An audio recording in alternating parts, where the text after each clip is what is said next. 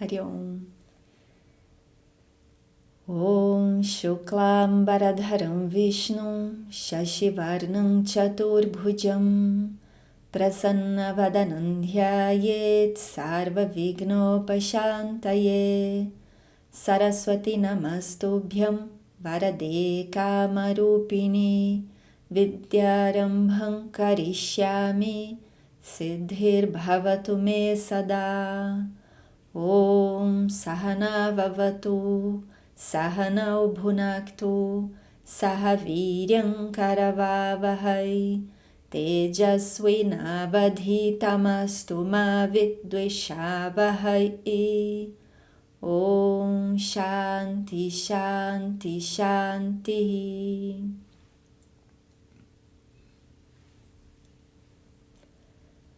E a gente cantar o primeiro verso do texto, que na verdade é o único verso, a gente vai entender depois.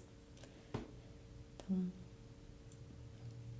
Vasudevendra Yogindram Natva Jnana Pradangurum Mumukshunam Hitarthaya Tattva Bodho Bidhyate. Então, com esse verso a gente dá início a esse estudo do nosso texto Tattva Bodha. Tattva significa verdade e Bodha significa conhecimento. Então, o tema é o conhecimento da verdade. Mas que verdade é essa? Essa verdade, dentro dos Vedas, a gente vai ver que é a verdade absoluta do universo.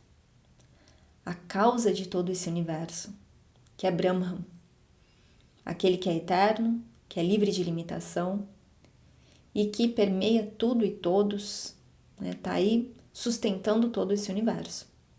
Então, Brahman é Tattva, é a verdade de cada um de nós, né? A minha verdade, a sua verdade, só que para que a gente possa reconhecer esse Tattva, né? Nós mesmos como sendo Tattva, que é a nossa natureza ali, né? A nossa verdadeira natureza, a gente precisa ter um entendimento, né? Através do entendimento, de um conhecimento, que a gente vai alcançar essa visão, a gente pode dizer assim, né? Que esse Tattva vai ser revelado, porque nós já somos Tattva agora mesmo, né? Já somos Brahman, mas a gente está tão identificado com o nosso corpo e com a nossa mente, que é limitado, temporário, que a gente deixa de ver aquilo que nós somos em essência, a gente pode dizer assim.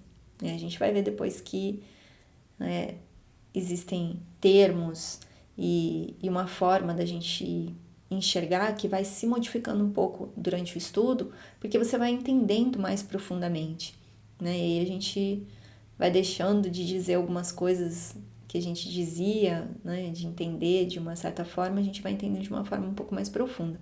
Mas, inicialmente, o que a gente precisa entender é que existe um eu, né, esse eu, que é aquele que eu conheço, que é formado, definido a partir do meu corpo, né, Stula Sharira, do meu Sukshma Sharira, né, da minha mente, mas que essa existência, né, esse corpo e essa mente dependem, né, a gente chama de mithya, depende de algo. E que algo é esse? Esse algo é Tattva, é Brahman, é aquele que está sustentando tudo, a existência de tudo.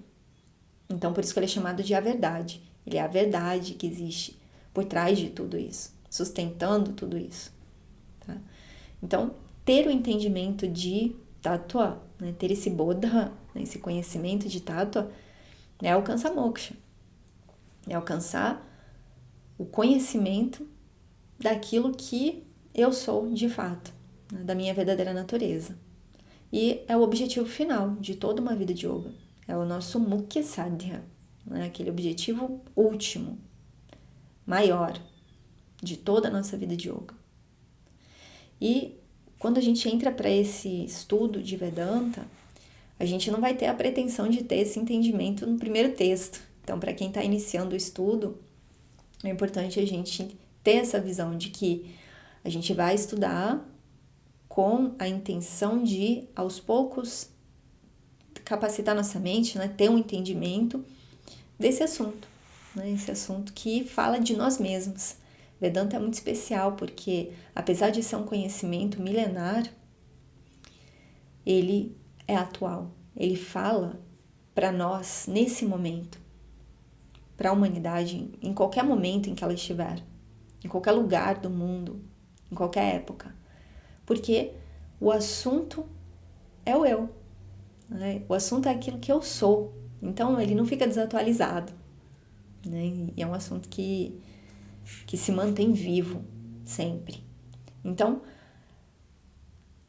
em um determinado momento, né, a gente vai ter aí todo esse conhecimento védico, tendo por base os Vedas, que eu até vou apresentar um slide para vocês, mas só para a gente dar uma introdução aqui, antes de apresentar os slides, a gente vai ter por base os Vedas, então, que é o conhecimento base, né, o primeiro conhecimento que dá origem a todos os outros ensinamentos que a gente vai ter dentro da tradição védica. Chamado Védica porque tem por base os Vedas. Então, os Vedas, eles foram captados, a gente pode dizer assim, pelos rishis, pelos grandes sábios, yogis. Eles captaram, né? Até Swami Paramahansa fala de um jeito que eu gosto muito, eles conseguiram conectar o rádio mental, né, deles com os rishis. E aí, como eles conseguiram sintonizar esse rádio mental, eles captaram esse ensinamento, né? Ou seja, se a gente conseguisse sintonizar, a gente captaria esse ensinamento também. Mas a gente não tem essa capacidade, não é todo mundo que tem, né?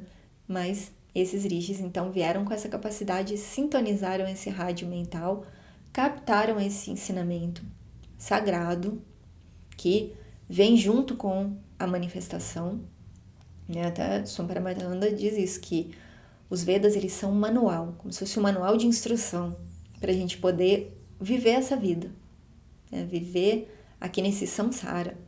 É através dos Vedas que a gente pode ter um manual. E tudo que a gente compra, a gente recebe um manualzinho de instrução junto, né? Se a gente não olha o manual de instrução, às vezes a gente está lá usando aquele equipamento e não está usando a função máxima dele, né? Todas as funções que ele possui. Porque a gente não sabe, né? Simplesmente não sabe o que tem ali por trás, não olha o manual. Então, olhar o manual de instrução é sempre bom, porque a gente vai ter uma visão ali mais clara das funções daquele equipamento. E no universo também. Se a gente puder usar esse manual de instrução do universo, os Vedas, a gente vai poder ter uma vida muito mais tranquila, com mais objetividade, caminhando no caminho ali que vai nos levar a esse objetivo final, né? Esse autoconhecimento, que a gente vai chamar de moksha em sânscrito. Então, os Vedas vêm inicialmente através desses rishis, desses yogis, que começam a transmitir esse conhecimento oralmente. Então, esse conhecimento a gente chama de Shabda, Pramana, né? Pramana é um meio de conhecimento e Shabda é oral. Então, é um meio de conhecimento oral. Por quê? Foi recebido e aí começou a ser transmitido oralmente, dentro desse Guru Shishya Parampara, dessa tradição professor e aluno. O professor ensina através da fala, o aluno escuta, e por isso também que os Vedas são chamados de Shruti. Shruti é aquilo que é ouvido. E aí isso é transmitido, né, nessa linhagem professor-aluno até chegar até nós. Então, os Vedas, eles são a base, tá? A base de todo esse conhecimento. Dentro dos Vedas, a gente vai ter vários assuntos ali também. Não tem só assuntos sobre autoconhecimento, tem vários assuntos. E existe uma parte dos Vedas chamada Karma Kanda, que vai falar sobre ações, fala sobre todo tipo de ação humana e apresenta uma sociedade, uma infraestrutura para uma sociedade dhármica, uma sociedade justa, que vai caminhando para uma maturidade emocional, uma maturidade ali, né, que vai fazer com que a pessoa busque por um autoconhecimento em algum momento da vida. Então, quando a gente fala sobre os Vedas, nessa primeira parte dele, a gente vai ter duas partes, né? Uma parte que é Karma Kanda, né? O Purva Veda, que é essa primeira parte dos Vedas, e a gente tem uma parte final, né? Que é Vedanta. Veda, Anta, Anta significa final. Então, essa parte chamada Jnana Kanda. Nessa parte final, a gente vai ter os textos que vão dar origem a todo esse estudo nosso, que são as Upanishads, que vão falar exclusivamente sobre esse autoconhecimento, sobre Tattva Bodha, né? Essa segunda parte. A primeira parte, como eu falei, vai apresentar aspectos sobre a vida humana, mas não simplesmente em como viver essa vida mundana, né? A gente pode dizer assim. Não, ela vai mostrar como viver uma vida mundana, sim, mas com sabedoria, para que a gente possa ganhar maturidade, né? Para que a gente possa ter essa maturidade emocional para um dia buscar por esse conhecimento, que é sagrado, né? Que é o que todo ser humano vai acabar fazendo em algum momento, mas cada um tem o seu tempo, né? E aí vai acontecendo dentro daquilo que a pessoa tem que viver, né? E das buscas da pessoa. Então, essa primeira parte dos Vedas, ele apresenta um tema que é sempre muito importante a gente trazer, e eu sei que quem fez agora Nirvana Shatkam comigo já escutou isso, mas eu sempre digo, né? Quem está estudando Vedanta tem que aprender a ter a paciência de escutar de novo alguns temas. E é por isso que a gente vai decorando também, vai entendendo, absorvendo mais, porque a gente escuta muitas vezes. Então, escutar de novo, né, esse Shravanam, nunca é demais. A gente precisa aprender a apreciar esse momento, né, da escuta, mesmo quando o assunto é repetido, porque a gente escuta alguma coisa diferente sempre, absorve alguma coisa a mais. Então, até hoje, faz alguns anos já que eu estudo Vedanta e eu escuto o início de uma aula de Vedanta, que muitas vezes tem esses temas introdutórios, eu escuto com todo prazer, porque eu sei que alguma coisa ali diferente pode vir, é um pensamento a mais, é uma reflexão. Então, sempre esses temas, eles vêm trazendo essa oportunidade da gente pensar na nossa própria vida, né? Como que a gente está vivendo a nossa vida atualmente. Então, essa primeira parte vai trazer Purusharthas, né? Purusha significa o ser humano, Artha significa objetivo. Purushartha, os objetivos humanos ou as buscas humanas, é o propósito de uma vida humana. E aí os Vedas vão apresentar 4 buscas humanas que todo ser humano vai buscar. Principalmente as 3 primeiras, né? As 2 primeiras. A terceira a gente precisa de um tempinho para começar a buscar, e a quarta um tempinho às vezes um pouquinho maior, mas para vocês entenderem, essas buscas, elas vêm, esse ensinamento, para mostrar para a gente que todo ser humano possui uma sensação de que falta alguma coisa na vida. Às vezes a gente não para pensar isso, e a gente está vivendo uma vida tão confortável ali, um período da vida confortável, que a gente diz, não, imagina, como que eu não posso dizer que falta nada para mim. Eu tenho um bom relacionamento, eu tenho um filho que eu queria, eu tenho meu trabalho, eu tenho uma situação financeira boa. Para mim, de maneira nenhuma, eu posso dizer que eu tenho um vazio, né? Eu só tenho a agradecer. A gente pode encontrar pessoas que vão dizer isso. E tudo bem, tá? Em determinados momentos da nossa vida, a gente vai estar ali relativamente satisfeito. Mas quando a gente analisa mais profundamente, com um olhar mais atento, essas buscas humanas, a gente vai ver que mesmo quando a gente está vivendo uma vida que ali naquela fase está tudo bem, mesmo assim, ainda existe uma sensação de que falta alguma coisa. É só a gente parar para observar isso com atenção, e a gente vai ver que sim, existe essa sensação de uma carência de algo que a gente nem sabe o que é, muitas vezes. Então, por existir essa carência, essa sensação de que falta alguma coisa, é que a gente começa a correr atrás de realizar todos os desejos que surgem na mente. Então, vem um desejo por algo, por sentir essa carência, essa falta, né, no coração. Né? Parece que tá faltando alguma coisa. Veio o desejo de conseguir, preciso ter uma casa. Aí a pessoa acredita que, tendo aquela casa, ela vai preencher esse vazio do coração, essa sensação de que falta algo. Ela se engana, né? Ela diz, não, é a casa que eu preciso. Se eu tiver a casa, tá tudo resolvido. Mas engano da pessoa, porque ela vai correr atrás, né, daquela casa, e quando ela conseguir a casa, ela vai ver que dá uma satisfação, né? A gente não pode dizer que não dá uma satisfação, dá uma alegria, mas passou um tempinho, o vazio volta, a sensação do vazio volta, porque na verdade sempre esteve ali, foi mascarado por aquele desejo realizado, mas não chegou a se manter. Então, volta aquele desejo por alguma outra coisa. Então, agora eu tenho a casa, mas agora eu preciso mobiliar essa casa, né? Porque agora tem cômodos novos, diferentes. Então, eu preciso colocar os móveis aqui que tem a ver com a minha cara, né? Para ficar agradável. Daí a pessoa vai correr atrás de mobiliar essa casa. E aí ela vai mobiliando a casa. E cada móvel que ela coloca, ela diz, nossa, mas que feliz que eu tô conseguindo o que eu queria, né? O meu desejo está sendo realizado.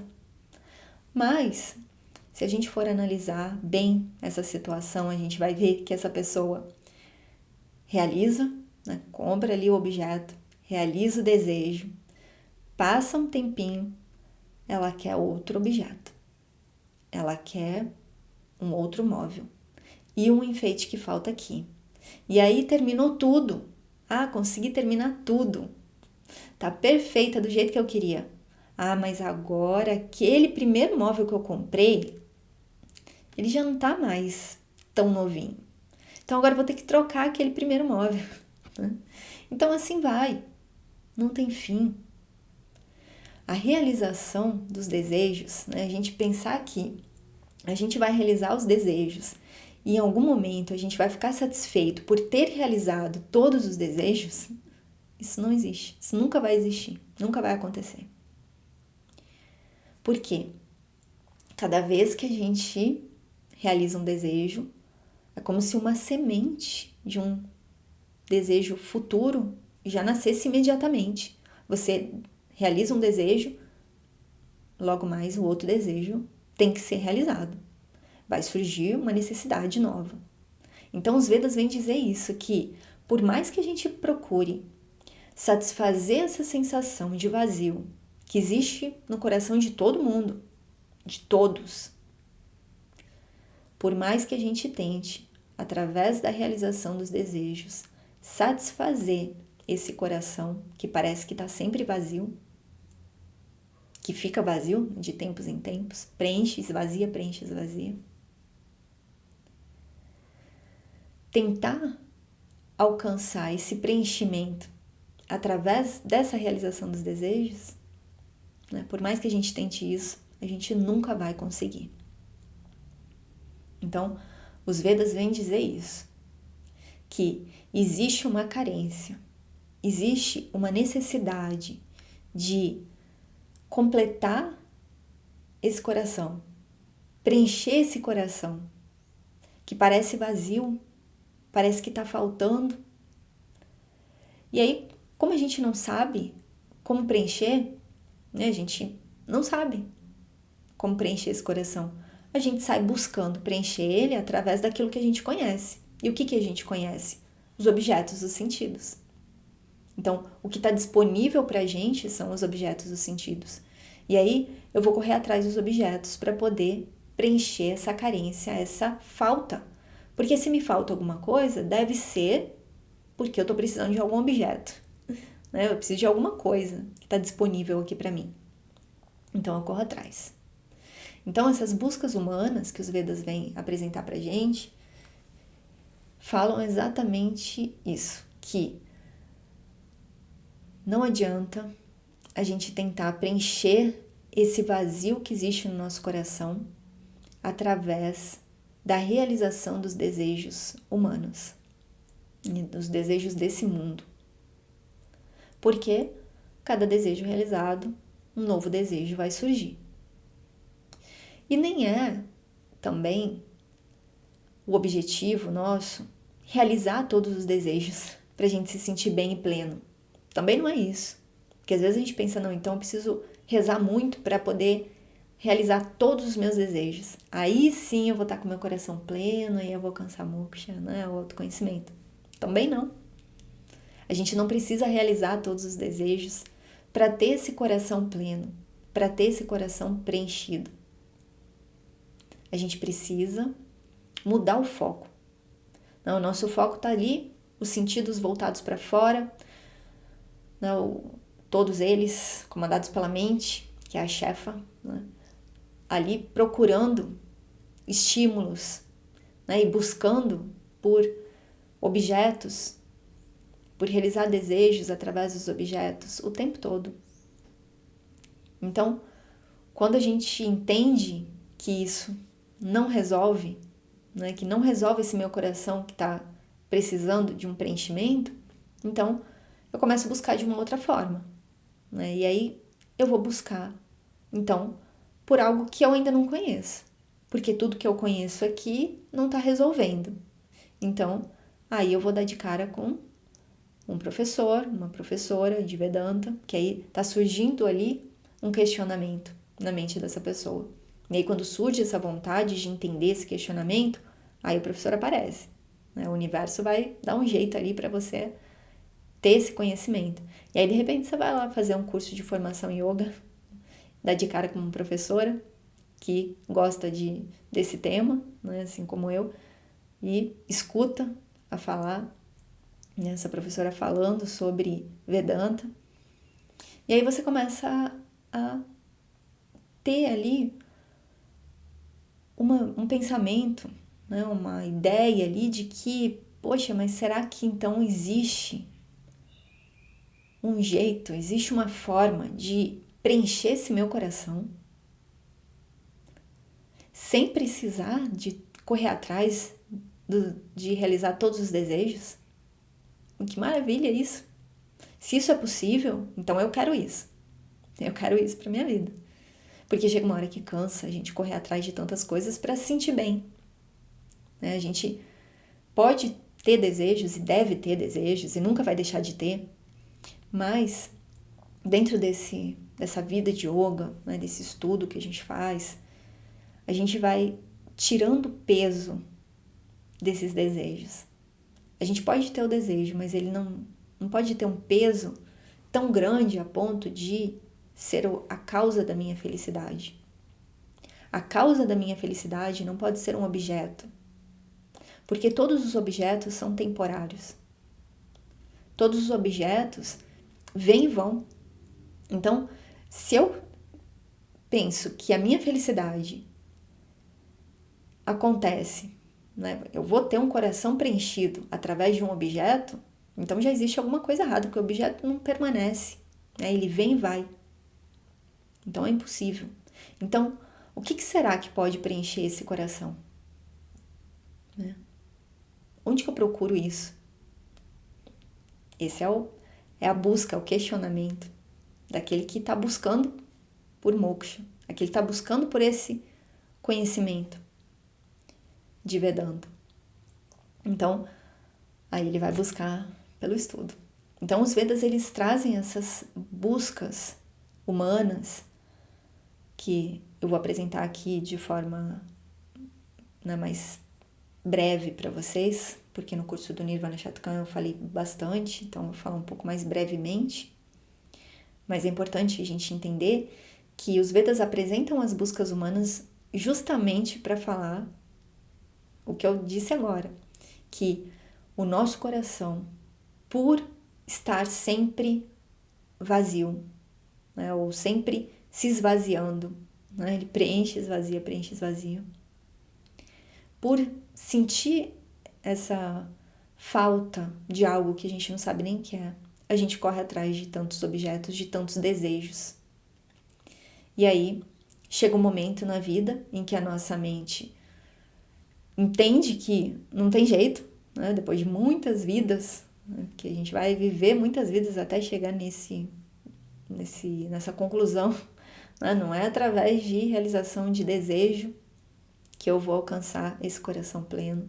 Então, os Vedas dizem que existe, sim, uma forma de você alcançar esse coração preenchido. Preenchido como se fosse um copo que está cheio de água, não cabe uma gotinha ali mais. Preenchido, pleno. E se os Vedas dizem isso, então eu quero. Então, é isso que os Vedas vêm dizer, né? Nessa primeira parte, nesse tema que eu citei para vocês, que é chamado de Purusharthas. Então, os Purusharthas vão falar sobre essas buscas humanas que são necessárias, mas que o ser humano coloca nelas todo o peso da felicidade, do coração pleno, Purnam, né? Esse coração preenchido. E aí ele vai trazer nossa primeira busca como sendo Artha. Artha, essa busca por segurança. Então eu preciso me sentir seguro de alguma forma, porque se eu tiver segurança, que foi o exemplo que eu dei da casa, se eu tiver uma casa, então eu vou me sentir bem, meu coração vai ficar preenchido, eu vou estar feliz, satisfeito. Mas aí você consegue a casa, o coração preenche, depois ele esvazia, e aí precisa de alguma coisa a mais para sentir esse coração preenchido. Então, a Artha, que é a segurança através de um abrigo, de uma casa, de um dinheiro no banco, de um trabalho, é necessário, comida, tudo necessário e fundamental para a vida, não só humana, como dos animais também. Os animais buscam por Artha também. E tá tudo certo, a gente precisa ter Artha. Mas o problema é quando a gente joga esse peso em cima. Então é só isso que a gente precisa entender, que buscar por Artha é importante sim. A gente não precisa viver passando frio e, né, sem comer, sem ter onde dormir. Né? Isso, se a gente vai desse jeito, não vai nem ter espaço na mente para estudar Vedanta. E a gente vai tentar resolver isso primeiro. Então, muitas pessoas passam muitas vidas apenas em busca de Artha. Elas estão buscando segurança. Por quê? Porque elas sentem esse vazio, essa necessidade real de, primeiro, estar ali com uma segurança mínima, que é necessária para a gente poder viver. Então, elas vão ficar correndo atrás disso. Né? A gente até coloca como sendo o Mukhya Sadhya. O Mukhya Sadhya dessa pessoa, o objetivo máximo, né? Mukhya, maior, é Artha, é essa segurança. Aí ela vai ter a Avantara Sadhya, né? Todos os objetivos secundários, na tentativa de alcançar esse objetivo. Então ela vai moldando a vida para poder ter uma vida que permita com que ela alcance esse objetivo. Né? Então, essa é a primeira busca. A segunda é Kama, que são os prazeres. O prazer, o relaxamento, é necessário para o ser humano, para os animais. Animais buscam Kama também. E tá tudo certo em buscar Kama. Não tá errado. O erro é jogar todo o peso da sua felicidade em cima de Kama. Achar que através das realizações de prazeres, né, dos desejos relacionados aos prazeres, a gente vai preencher esse coração. Não vai. Então você vai numa festa, aí passa um tempinho, o coração fica feliz e tal, aí quero de novo. Ah, fui pra Índia, nossa, que maravilhoso, era o meu sonho. Vai passar um tempo, voltou da Índia, tá ali satisfeito, de repente quer outra viagem. Eu quero voltar pra Índia, eu quero ir pra outro lugar. Isso não vai ter fim. É o que eu falei, um desejo realizado, uma semente de um novo desejo vai surgir. Então, Kama, né, essa realização, essa busca pela realização dos desejos e que ocupa também, junto com Artha, Artha e Kama ocupam a vida da maioria dos seres humanos. Por quê? A pessoa quer prazer e aí para ter prazer ela precisa de uma segurança. porque senão ela tem que correr atrás da segurança primeiro. Então ela trabalha e aí ela desfruta, trabalha e desfruta, trabalha e desfruta, e isso ocupa muitas vezes a vida inteira da pessoa, muitas vidas, não sobra espaço para mais nada. A busca é tão intensa em Artha Kama que a pessoa não tem espaço para mais nada. Mas aí chega um momento, né, em alguma vida, aí vai chegar um momento na vida dessa pessoa que estava ali buscando Artha Kama, em que vai acontecer uma sensibilidade, vai ter uma abertura na mente dessa pessoa. E ela vai começar a pensar se aquilo que ela faz para alcançar segurança e prazer, se aquilo está prejudicando a ela mesma e o outro. Se aquilo que ela faz para alcançar segurança e prazer é correto, é dhármico. E aí, nesse momento, ela ganha essa sensibilidade para começar a pensar no Dharma. Então, Dharma é essa terceira busca humana, que também é a busca pela realização de um desejo. Mas se a gente for pensar bem, então, antes a pessoa achava que correr atrás de segurança, de ter ali um dinheiro, de ter a casa, era o que ia trazer a felicidade. Depois os prazeres. Os prazeres, então eu preciso, agora eu já tenho ali, tô bem estabilizado financeiramente, eu vou correr atrás de viajar, de fazer tantas coisas. Correndo atrás dos desejos. Mas aí chega um momento em que a pessoa percebe que parece que falta ainda alguma coisa, né? Porque é aquele, né? É o que a gente tá falando até agora. Tá faltando alguma coisa, que a pessoa não para perceber isso, ela não percebe.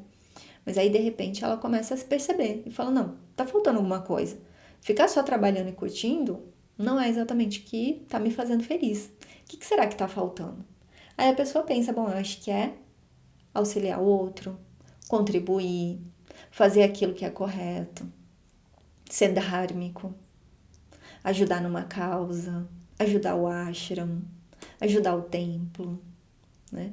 E aí a pessoa começa a tentar preencher esse coração através disso, através dessa busca por ser correto, né? Ganhar punya também, que é o que, né, todos vão querer aí. A gente vai aprender sobre punya mais no final do Tattva Bodha, né? Quem estudou o Nirvana Shatkan, a gente falou sobre punya, que é aquilo que vem, o resultado que vem através das boas ações, né? A gente pode resumir assim, de uma ação dhármica, uma ação correta, que colabora com o outro, que não prejudica o outro. Quando a gente faz uma ação assim, a gente recebe o que é chamado de punya, né? Um resultado invisível da ação que vai trazer pra gente facilidades na nossa vida. Então, ser dhármico, dentro da cultura védica, para quem nasce nessa tradição, a pessoa quer, né? Ela diz, não, eu quero ter punya, eu quero ter punya, porque eu quero viver bem no futuro. Então, ela quer punya, porque ela quer viver bem no futuro, ela acha que punya vai preencher esse coração dela também. Então, ela sai correndo atrás de ajudar, e eu ajudo aqui, e aí eu preencho meu coração. Mas aí, uma ajuda só não basta, não, eu preciso ajudar aquele outro também, e cada ajuda que ela dá, a cada boa ação que ela faz, né, a cada colaboração dentro da família, dentro de qualquer relação que ela vive, ela sente aquele coração satisfeito. Mas aí ele passa um tempinho, ele já não tá mais satisfeito de novo. Eu preciso fazer mais, eu preciso ajudar mais, eu preciso colaborar, eu preciso ser útil, né? Essa é a busca por Dharma. Então, não tem fim. Não vai chegar um momento em que você vai falar, bom, agora eu fiz uma doação pro ashram, acabou. Nossa, eu fiquei satisfeita assim para sempre. Não vou querer ajudar mais nada. Não, se você já tá nessa busca, né? Se você já tem essa abertura na mente, essa sensibilidade para poder olhar para o outro, todo mundo que aparecer ali pedindo uma ajuda real, você vai acabar ajudando, você vai pensar numa forma de ajudar. Então não tem fim. Você não vai ajudar alguém e vai acabar o desejo por ser dhármico, por auxiliar o outro. Isso não vai acabar. O Dharma também, quando a gente fala sobre Dharma, é importante a gente lembrar que não é só essa questão, né, de você colaborar com o outro. Dharma, ele é uma palavra sânscrita que vem da raiz dra, que significa aquilo que sustenta. Sustenta a existência de algo. Então, um livro, por exemplo, ele tendo as folhas com as letras, né, o texto ali, a gente pode dizer que o livro está sendo dhármico, ele está cumprindo o dharma dele, porque ele tem, você abre ele, ele serve para leitura, né? Então, servir para leitura é o dharma de um livro, né? Então, servir para sentar é o dharma de uma cadeira. Então, se a cadeira não tem assento, você não pode sentar na cadeira, então ela está sendo adhármica, né? Tô dando um exemplo aqui só para vocês entenderem que o dharma tem outras também, né, definições que a gente vai, assim, dá para falar muito tempo sobre dharma. Mas aqui a gente está falando nesse aspecto de busca humana, né? De a gente poder buscar pelo Dharma, pelo aquilo que é correto. E muitas vezes a gente deixa de fazer muitas coisas quando a gente chega nesse ponto do Dharma. A gente deixa de fazer as buscas, né, que a gente tinha de Artha e Kama, às vezes elas não estão de acordo com o Dharma. E aí nesse momento surge, né, essa visão, a mente se abre ali e você diz, nossa, eu não quero mais fazer isso. Aí você muda, sua vida começa a se modificar, porque aí você coloca o Dharma na frente de Artha e Kama. Então, isso acontece na evolução aí, né, na maturidade emocional do ser humano. E aí chega um momento em que a pessoa então entendeu que Artha, Kama e Dharma são necessários sim, tem que ser parte da nossa vida, mas não preenche o coração. Não preenche o coração, sempre ainda existe aquela sensação que volta de uma carência, de algo que eu não sei o que é, mas que eu queria preencher. Eu queria me sentir bem comigo mesmo o tempo todo. E aí essa pessoa vai buscar então pela quarta busca humana, moksha. Só que aí moksha, a pessoa não busca moksha de repente. Também é importante a gente entender isso. A pessoa vai buscar pela espiritualidade, por entender que não existe só matéria, que existe um sutil. Ela começa a entrar nesse meio espiritual até chegar um ponto em que a mente está com uma maturidade ali já suficiente para ela buscar por moksha. E aí ela busca pelo estudo de Vedanta. Antes disso, ela busca por várias outras práticas espirituais, mas já é um começo, né? A pessoa já está deixando de lado aquela ideia de que o mundo é matéria. Não, o mundo não é matéria, não é isso aqui que a gente está vendo só, existe tanto mais, né, por trás de tudo isso. E aí ela então busca por moksha.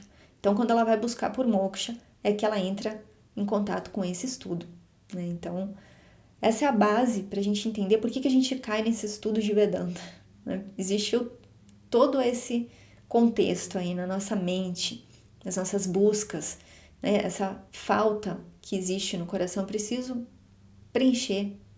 E aí eu gosto de dizer isso também, que hoje em dia, como tem aula de Vedanta em português, tem alguns professores dando aula também, tem professores ótimos. E aí, por estar se tornando mais conhecido, hoje em dia a gente não pode dizer que quem busca pelo estudo de Vedanta é só aquele que está com a maturidade para buscar por moksha. Infelizmente, tem gente que busca o estudo de Vedanta hoje em dia por curiosidade, ou porque tá em casal, então, o meu marido tá indo lá estudar, eu também vou, né? Ou a minha esposa tá indo, eu também vou. Então, existe hoje em dia, né,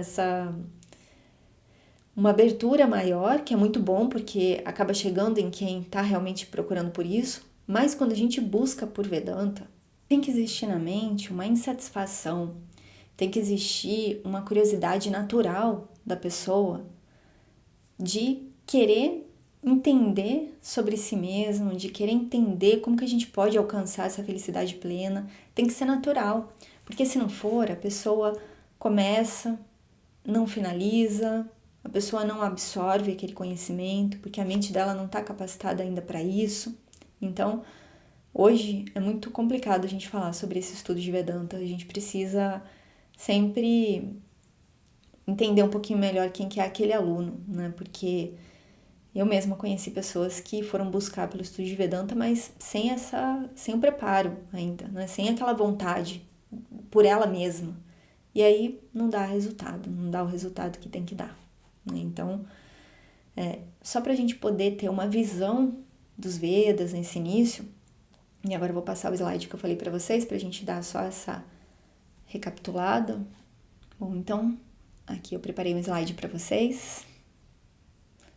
E mostrando esse início, então, do nosso estudo, né, através dos Vedas, como eu falei, que dá origem, então, a esse que a gente chama de Vaidika Sampradaya, né, toda essa tradição védica, né, Vaidika significa Védica, porque vem dos Vedas, os Vedas são o texto principal, e aí derivam dos Vedas esses outros textos, sutras, smriti, Puranas, Itihasa, Bhashyam, né, que eu não vou entrar em todos eles, mas Sutra vocês conhecem, né?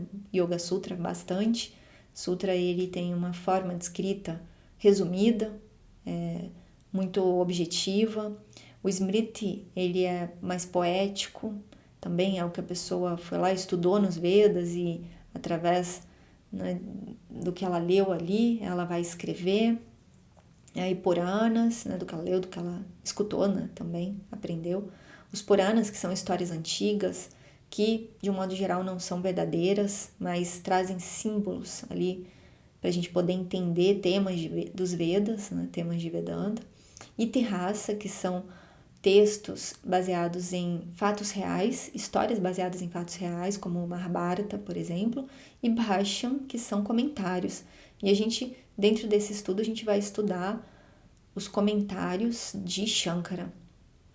Então, aqui eu trouxe também esse livro aberto aqui para facilitar. Então, de um lado a gente tem Karma Kanda, né? Eu fiz assim para vocês entenderem, não que tenha essa divisão tão exata, tá? Mas a gente vai ter os Purusharthas, que é isso que a gente estudou, vai ter também a lei do karma e outros temas muito importantes, e no Jnana Kanda a gente vai ter as Upanishads, que 10 Upanishads foram comentadas por Shankara e por isso a gente estuda, tá? São as que são estudadas por nós. E ali em cima eu coloquei o nome dos Vedas, né? Rig Veda, Yajurveda, Samaveda e Atharva Veda, que até saiu sem os sinaizinhos ali diacríticos. Bom, aí a gente tem, então, dentro desse estudo de Vedanta, trouxe aqui também no slide, porque eu sei que tem alunos que querem anotar, então por isso que eu trago às vezes nos slides, esses 3 textos que compõem aí o estudo de Vedanta, que é chamado de Prasthanatrayam. Então, Bhagavad Gita, ou seja, são 3 conjuntos de textos que são essencialmente estudados, tá? Para aqueles que estão buscando por esse conhecimento. Afinal, esse Tattva Bodha. Então, Bhagavad Gita, que ele por si só pode ser estudado ali, né? Só ele é completo, ele traz uma vida de yoga, ele traz esse conhecimento final. Brahma Sutras, que requer um conhecimento anterior, o estudo das Upanishads, né, e dos Bhashyams. As 10 Upanishads de Shankara. Então, isso é ali o que compõe esse trio, a gente pode chamar assim, esse traião, esses 3 conjuntos de textos para a gente poder estudar. E aí a gente tem os Prakarana Granthas, que, como eu disse, esse que a gente está estudando agora, Tattva Bodha, é um Prakarana Grantha, Nirvana Shatkam, que a gente estudou, também um Prakarana Grantha. Então, são textos que vão nos auxiliar no estudo das Upanishads, né? O estudo da Gita. Então, a gente precisa ter um preparo, né? Eles vêm para preparar. E aqui só a forma como a gente escreve, então, esses Purusharthas que eu expliquei para vocês, Artha, Kama, Dharma e Moksha. E para finalizar aqui, é muito importante a gente lembrar, né, essa primeira parte, né, essa estrutura dos Vedas e, né, essa visão panorâmica só para a gente poder dar início ao estudo. Dentro do estudo de Vedanta, a gente tem essa metodologia baseada nesse tripé que a gente coloca aqui, que é Shravanam, a gente ouviu o ensinamento. Então, como eu falei no começo da aula, a gente tem que ouvir esse ensinamento, às vezes mais do que uma vez, sempre mais do que uma vez. É muito raro alguém ouvir um texto e falar, bom, alcancei moksha. Não, tem que ouvir mais. Mananam, refletir. Esse refletir, o que é? Você escuta a aula, então, escuta os textos, né, o ensinamento da aula, você vai fazer mananam, você vai refletir, questionar, vai tentar ver se você entendeu mesmo. Será que eu entendi? Então, é esse segundo momento, mananam. E nididhyasana, que é você contemplar. Então, aí você conseguiu entender, não tem mais questionamento, né? Já passou da segunda etapa ali de mananam. Já entendeu. Então, aí você contempla. Então, você pensa sobre aquilo. Quando você contempla, é nesse momento que você se nutre com esse ensinamento. É nesse momento que ele vai fazer parte de você. Porque até ali, se você não faz não tem essa contemplação do ensinamento, o ensinamento está parado no intelecto. Né? Você escutou, você entendeu, só que parou no intelecto. Não, você tem que ser nutrido por ele. Então a gente contempla e aí a gente recebe essa nutrição que nos dá um ganho de força emocional, né? Swami Paramahansa coloca assim, né? Essa imunidade emocional é através dessa nutrição, desse momento aí do Nididhyasana, onde a gente vai transformar, então, o conhecimento que foi intelectual numa força emocional. Então, isso faz toda a diferença, porque a gente saber que a gente vai alcançar moksha é muito bom, né? A gente vai falar, não, eu quero, mas e até chegar lá? E a vida aqui do dia a dia? Né? Como que eu vivo essa vida da melhor forma? Porque eu quero resolver o aqui, né? Eu quero resolver o que está acontecendo agora na minha vida, agora. E não ficar só pensando, né, no que eu vou conseguir, eu vou alcançar ainda. Não, eu quero o agora. Então, o resolver agora é a gente poder lidar melhor com a nossa mente, com as nossas emoções, com as nossas reações, ter uma mente objetiva, ter uma capacidade de lidar, passar por situações sabendo lidar bem com elas, né, sem se afundar nas situações, nas emoções. Então, esse ganho, essa força emocional é o maior ganho que a gente vai ter até alcançar moksha. Então, esse é muito importante a gente ter essa visão. E aí, pra gente finalizar, então, a aula de hoje, eu trouxe o verso, esse primeiro verso, que é o único verso do texto, porque depois a gente vai ter pergunta e resposta, que não é na forma de verso. Então, o único que a gente canta é esse, sempre no começo da aula, que é essa oração reverenciando o mestre, né, o aluno que reverencia o mestre. Então, a gente vai ver rapidamente ele e a gente finaliza hoje. Então, aqui ele diz, né, Vasudevendra Yogindram. Então, Vasudevendra Yogindram Natwa. Natwa significa tendo reverenciado. Então, tendo reverenciado quem? Vasudeva. Vasudeva Indra Yogindram. E aí a gente diz, mas quem que é Vasudeva? Então, tendo reverenciado Vasudeva. Aqui na tradução, né, a gente colocou, tendo reverenciado o mestre Vasudeva. Ou seja, é um aluno, então, que está reverenciando o seu mestre, Vasudeva, que pode ser o nome dele, Vasudeva mesmo, ou pode ser que ele esteja se referindo a esse mestre, a grandeza desse mestre, como se o mestre fosse o próprio Vasudeva. Então, Vasudeva, quando aparece com esse A longo, a gente está falando de Krishna. E quando aparece sem esse A longo, só Vasudeva, a gente está falando do pai de Krishna. Então, vocês vão já escutar muitas vezes falando de Vasudeva como pai de Krishna. E Vasudeva, então Vasudeva, com esse A longo, é Krishna. Então, ele está dizendo, olha, esse mestre, eu estou reverenciando esse mestre que é o próprio Krishna. Porque Krishna é o próprio conhecimento, Krishna é Brahma. Então, ele está dizendo, olha, esse mestre, ele tem clareza. Então, eu reverencio esse mestre que tem a clareza do conhecimento para me passar. E aí ele diz, Yogi, né, Indra, né, então é Vasudevendra, esse Indra é Indra, Yogindram. Então, Vasudevendra, Yogindram, tendo reverenciado esse Vasudeva, que é Indra. Indra, ele usa essa característica porque Indra é aquele que é o Deva, aquele que é o rei dos Devas. Ou seja, ele é aquele que é a autoridade máxima dos Devas. Deva. Então, ele está dizendo, olha, esse mestre, ele é o próprio Krishna, ele é Indra. Ele é o máximo ali dentre os professores. Né? Ele é o maior entre os professores. E aí ele diz Yogindram. Yogindram. Ou seja, ele é aquele que tem essa grandeza toda e ele ainda é Yogindram. Yogindram é aquele que vive uma vida de yoga. Então, além de todo esse conhecimento, ele ainda carrega essa característica, né, de viver essa vida de yoga e de ter a clareza no conhecimento.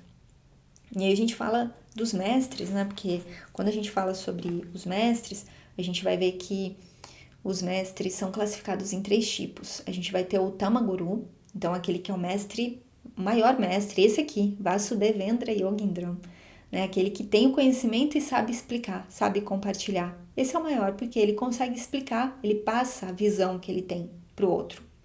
Aí a gente tem um segundo tipo, que é o Madhyama Guru. Madhyama Guru, ele não tem a clareza do conhecimento, mas ele estudou. ele tem um intelecto, ele consegue falar bem, mas ele ainda não tem a clareza do conhecimento. Mas ele vive também uma vida de yoga, ele tem ali, né, todo aquele autodomínio que é necessário, mas ele ainda não alcançou moksha, só isso. Mas ele consegue transmitir o conhecimento, esse é o Madhyama Guru. E, por fim, a gente tem aquele que é o Adama Guru. Esse é aquele que tem a clareza, mas não sabe ensinar. Ele não ensina, né?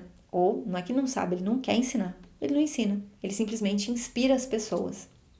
Então, lá na Índia, para quem foi na Índia, sabe que a gente muitas vezes encontra yogis que abençoam e estão ali abençoando todo mundo, Rama, Rama, Rama, né? Ou então, né, dizendo algumas coisas ali, né? Tatomasi, enfim.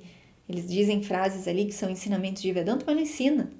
Eles não estão ensinando, eles só estão abençoando. Então, esse, para o aluno, ele é o pior. Por quê? Ele não ensina. Então, aquele que é o Uttama Guru, aquele que é o maior, é aquele que ensina, tem a clareza, ensina, é esse Vasudeva, é o professor aqui. Então, Natwa tendo então reverenciado esse mestre, esse grande mestre, o mais elevado entre os yogis, Vasudeva. E aí, Jnana Pradam Gurum, ou seja, esse Gurum, né, esse mestre, Jnana Pradam. Pradam significa, vem da raiz de da, que é aquilo que você dá mesmo, né, dar alguma coisa. Jnana Pradam é dar o conhecimento. Jnana é conhecimento, então aquele que dá o conhecimento. Então, ou seja, o Tamaguru, ele dá o conhecimento, ele tem o conhecimento e dá o conhecimento. E aí, Mumukshunam Hitarthaya, Hita Arthaya. Arthaya é Hita Arthaya, para o bem. Arthaya seria o propósito, para o propósito de Hitam, ou seja, do bem. Hitam é o bem, é fazer o bem. Então, Hitarthaya, Mumukshunam Hitarthaya, ou seja, para o bem, esse Hitam dos mumukshus. Então, quem é o mumukshu? Aquele que está buscando por moksha. É aquele que está vindo para o estudo de Vedanta com essa sede de conhecimento. É aquele que quer entender. Será que eu consigo preencher esse coração? Será que é possível? Né? O que é Atma? O que é Brahman? O que é Tattva-bodha? Né? Esse é o mumukshu, aquele que tem essa curiosidade. E aí, Tattva-bodho Bidhyate, ou seja, Bidhyate é exposto, é falado, Tattva-bodho, Tattva-bodha, esse conhecimento da verdade, esse conhecimento agora, esse texto. Então, Tattva-bodha é exposto para o bem daqueles que desejam a liberação.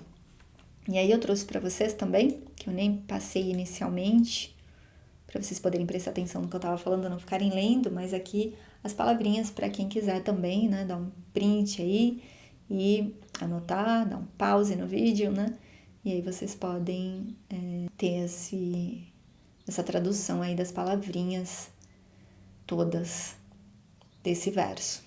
E aí, para a gente concluir, então, esse verso, que é importante que a gente saiba também, que ele vai apresentar 4 pontos que são característicos de textos de Vedanta, já nesse verso, e que apontam qual que é o objetivo desse estudo, para quem que é esse estudo, né? Qual que é o tema do estudo, porque muitas vezes quando a gente pega um livro que é muito conhecido, tem